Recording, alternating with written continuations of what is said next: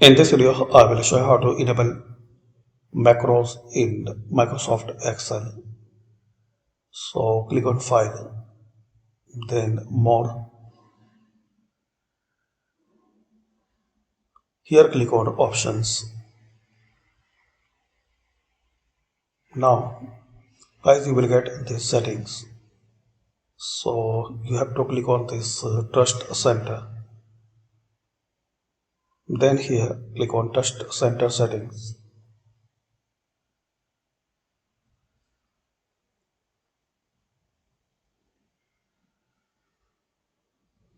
Then click on Macro Settings.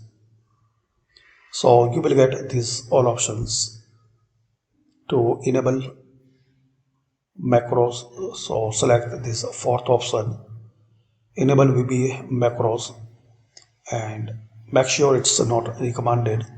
Some potentially dangerous code can run.